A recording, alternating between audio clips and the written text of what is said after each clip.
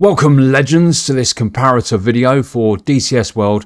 We're going to be comparing a 3080 Ti to a 4080, one of the big boys.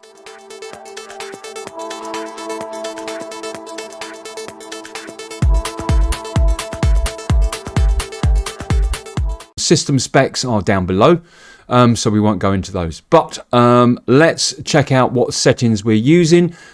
Points to note is that the settings on the Nvidia Control Panel here are for this test only and not actually what I would fly with, and I'll cover that later.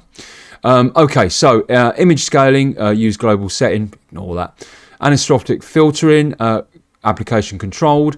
FXAA off, gamma correction, global setting. Mode for anti-aliasing is application controlled. Anti-aliasing setting is again global setting, application controlled. Transparency is off. Background maximum frame rate is off. CUDA GPUs is all. Low latency mode is off. Maximum frame rate is off. Monitor technology is fixed refresh.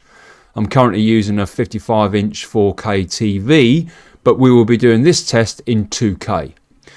Multi-framed anti-aliasing is off. Points to note: if you're running at 2560 by 1440, your best anti-aliasing settings for that is ×2 in a DCS World and ×1.5 on the super sampling. And in Nvidia Control Panel, turn multi-framed anti-aliasing to on, and then come up here to anti-aliasing mode and select enhance the application setting. Click apply and you will have a bit of a difference with your anti-aliasing. But to be perfectly honest with you, you're going to lose 1 or 2 frames. It will look slightly better, but actually I think it's slightly a bit of a placebo, so I don't really bother. But you can use MFAA with DCS World, and you can enhance DCS World via this setting. There are lots of rumours and myths and legends out there that say, you know, oh, we enhance the application setting, we'll put this to ×8. Makes no difference whatsoever. I can tell you that for fact, having been around since the days of SU-27 flanker. So you know, any additional settings apart from MFAA when it comes to anti-aliasing is going to have no effect on DCS World outside of DCS World, except multi-frame sample anti-aliasing. For this though, we're going to turn it off. Let's just make sure that's clicked in. Carrying on then, global settings for GDI.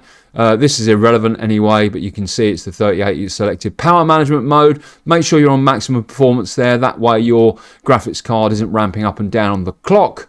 Highest available on the refresh.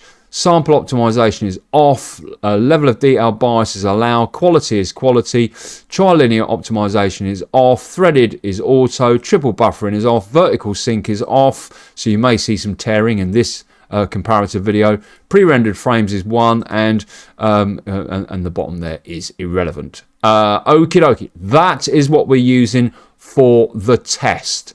Now when I'm actually flying, some of you are going to squeeze your eyes now and explode when I tell you this, but when I'm flying, irrelevant of what card I'm using, purely because I love the super fast, seamless, non-juttery, non-stuttering experience, I leave everything you've just seen there, no change whatsoever, but I will turn vertical sync on. That will increase the latency but up to about 16 milliseconds. But to be perfectly honest with you, if that isn't quick enough for you, you've got a serious issue. Vertical sync will make sure that your DCS World experience is buttery smooth, providing you are rendering above your refresh rate of your monitor. In this case, my monitor is a TV, like I said, and the maximum refresh is 60 Hertz. So 60 frames per second is perfectly fine. Fixing your frame rate to 60 frames per second, which you can do here, is not what you want to do, because there will be some slight differentiation when it comes to frame times and so on. So this should stay off. The way in which you make sure that you are staying on, you know, rendering as quickly as you possibly can, or your system rendering as quick as it possibly can, is by having VSync on. If you've got G-Sync, then you can have G-Sync and VSync both on, and then as you just saw there earlier on, under the frame rate there, just cap it a couple of frames per second below. But to be perfectly honest with you, even if you've got a G-Sync monitor, even if you've got a G-Sync compatible monitor, my advice is simple. When it comes to flying, if you want a absolutely smoothless flight with no juttering whatsoever, as you will see in our DCS videos as we start to put this on HeliShed, then VSync, put it on. And the low latency mode and all the rest of it, ignore that. That's only relevant for G-Sync anyway. Yeah, so there you go. So that is the settings that we're going to be using for the test today. Cool.